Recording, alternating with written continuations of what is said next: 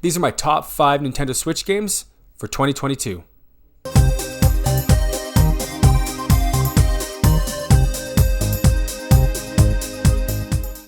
Okay guys, so these games are in no particular order. They're basically just the games that I had the most fun playing this year.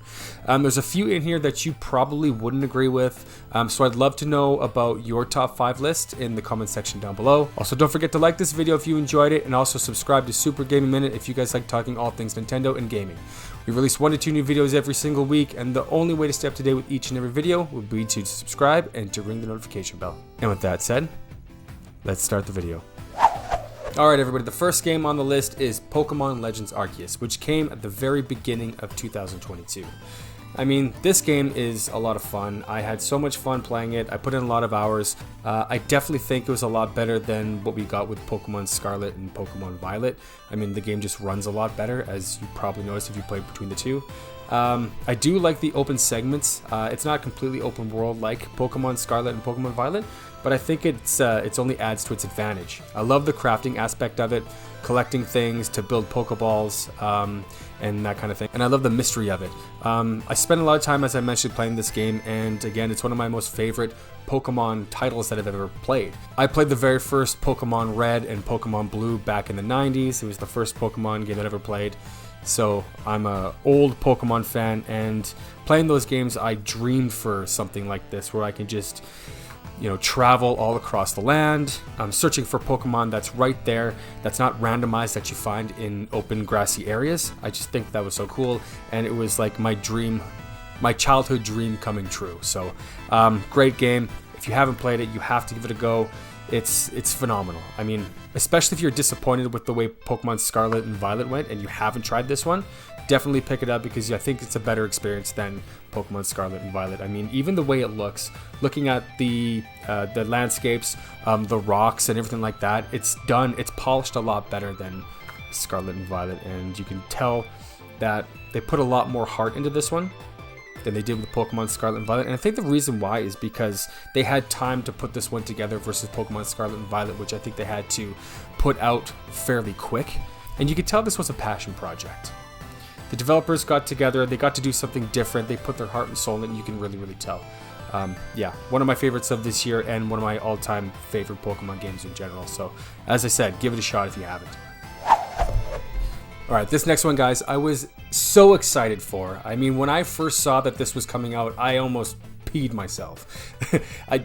I'm not even joking. I literally almost peed myself. Again, as I mentioned, I grew up in the late 80s and the early 90s, and during that time, it was all about Turtle Mania. I mean, Ninja Turtles were everywhere. Backpacks, the TV shows, breakfast cereals, anything that you can put a logo on, Ninja Turtles had it. And it was a special time to be a kid, and if you were there, then you definitely have to agree with me. So when I heard that they were putting out a compilation of all the best TMNT games that came out on the early consoles, on the NES and the SNES and Game Boy and all that stuff, I had to get it. So yeah, it was a toss-up because it was a great year for Turtles. So it was a toss-up between this one and Shredder's Revenge, but ultimately the Cowabunga Collection did prevail, and it won out just because, of course, well, nostalgic reasons. I mean, these are the games that I played growing up as a kid, and some of the games that I spent most of my time playing ever. Turtles 2 was always my favorite. I never got it as a kid. For whatever reason, I asked for it for Christmas almost every year that I can remember, and I never ever got it. So whenever we'd go out to the video store, it'd be the game that I'd rent, and I would spend hours playing it until my parents told me to turn the TV off. And then I'd wake up early, like very early to play this, like 1 o'clock in the morning. I'd sneak out to the living room and then I'd play this. And the horrible thing about that is my dad worked nights. So he would get home at like 2 or 3 in the morning, and he would see me playing this game, and he never even got mad at me. Like, he knew that it was something that I was excited about. So again, great collection of games, guys. It really hits you in the feels that this is something that you grew up with. Plus, it gives you a bunch of new modes, and a friend told me that they're adding online capabilities for this so you can play with your friends online, which is really, really awesome. Yeah, so Cowabunga Collection, definitely a banger. Pick it up if you haven't. Great game. Great game. All right, guys, the next game that I want to talk about is actually a digital game that I have. And I played it first on Xbox Game Pass, but I liked it so much that I bought it on the Switch. Just so I could take it with me on the go. And I think it's a really good title to take on the go. And that game is Return to Monkey Island. If you guys haven't played the Monkey Island series, it's a great point-and-click adventure. The first one I played was on the Wii, and I was terrible at it.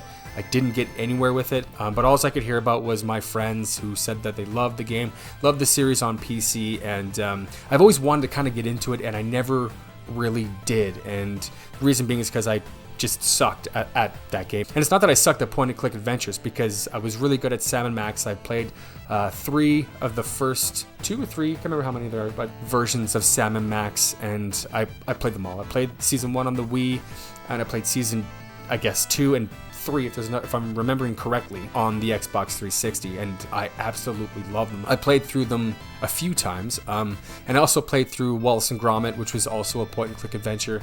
I just love, the whole point-and-click adventure. It's a nice game to kind of get into. That's stress-free.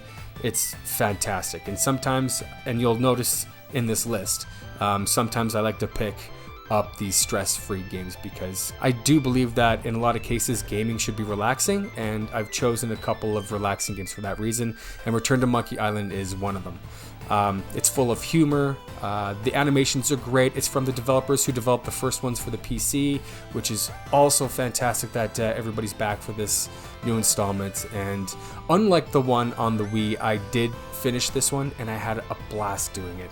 It's not a long game. The endings, there's a couple different endings. That's where I think the game was a little bit weak. I think it could have ended a little bit better, but if you have played through it, you might agree with me. I don't know, maybe I didn't get the true ending. I'm not really sure.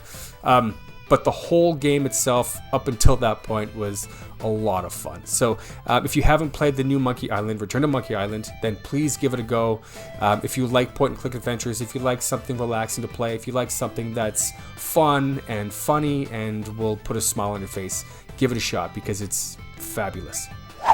Okay, so number 4 on my list is sort of a new one that I discovered. I only started playing it maybe about a week ago, but I'm having such a fun time with it that I had to put it on this list. And it actually beat out some ones that I've actually finished, and some really good games. So that only works in its favor, and it really shows how good this game actually is, at least to me. It's another one of the relaxing games that you can pick up. It's not a very expensive game, which is also great, and it's very reminiscent of the Pikmin series, which there's not a lot of games like that, but that game is Tinykin. And if you haven't played it, it's a really cool game. So again, it's a lot like Pikmin. It follows a lot of the same story, I guess. I mean, you're from outer space, you land on a different planet, and I think the planet this time is actually Earth. Except you're a really, really short humanoid type person, and you're basically stuck in the 90s, which again is really, really cool. The Tinykin themselves are the creatures that are very Pikmin-like. There's different colors, they have different abilities. For example, the red ones explode, the purple ones are really, really strong, the green ones you can climb like ladders, that kind of stuff. And what you do is you go around this 90s aesthetic in somebody's house, and you try to solve puzzles and do all these things for different types of bugs living inside the house. It's really, really cool. It's really cute. It's unique, and just an all-around great experience. If you like the Pikmin style games, definitely give this one a go. You'll get lost playing it for hours on end. It's that good. Again, I've only been playing it for about a week now, but I've sunk in a few hours. And it's an easy game. If you put down, you can pick it up again, and you have no problem remembering things. That's one thing that I do is, for example, I've been playing Octopath Traveler now for about a year and a half. I play it for a few hours, well, not a few hours, maybe 20 hours, put it down, forget about it, come back to it, and I'm like, maybe I should restart, because I don't remember the story, I don't remember the battling system, that kind of stuff. But this game, again, you want to put it down. It's easy to pick back up anytime to play again. It's a lot of fun, and it's great in that aspect. So yes, if you haven't tried Tinykin, give it a go. Great game. Alright guys, last on the list, but definitely not least, is Xenoblade Chronicles 3. This is the first Xenoblade game that I've ever played. I think I mentioned that to you guys when I showed off my entire Nintendo Switch collection, but I'm having a great time with it. I mean, I really want to get through it. It's a lot to get through, especially for somebody who has a full-time job, has 2 kids, and a YouTube channel, and other things going on in their lives. So, I mean, yeah, a lot of hours can be sunk in this. I need to find more time to play it, but for what I have played, I really enjoyed it. I love the action RPG elements. I love action RPGs in general because I like the battling system in them. That's not to say I don't like traditional RPGs, but this is just a lot more fast-paced, and I really like that. The characters are fantastic. Their stories are great. The landscaping is awesome. I love the open world. It's a lot of fun to play. I really want to go back to some older ones. I want to try Xenoblade Chronicles 2. I want to try Xenoblade Chronicles X and just give them all a go. And yeah, so I mean, I've heard some pretty mixed things about Xenoblade Chronicles 2, but if it's anything like this, then I'm sure it's fine. I hear it's really heavy on the anime, which I don't know how I feel about that. I don't have any negative or positive feedback on that, but that's just something that I've heard. But yeah, I think if you guys haven't tried Xenoblade Chronicles 3, give it a go. It's a lot of fun. You can get lost playing it. It's a fantastic game.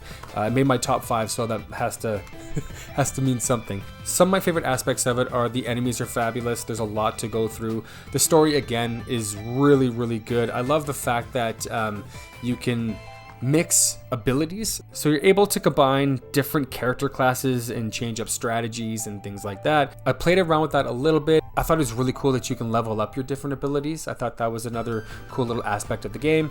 Again, I haven't played too much of it. I think I'm maybe only 15 to 20 hours into it or so, maybe a little bit more, but I'm having a great time nonetheless, and it's just been a blast. So alright guys, and that is my list of my top 5 favorite Switch games for 2022.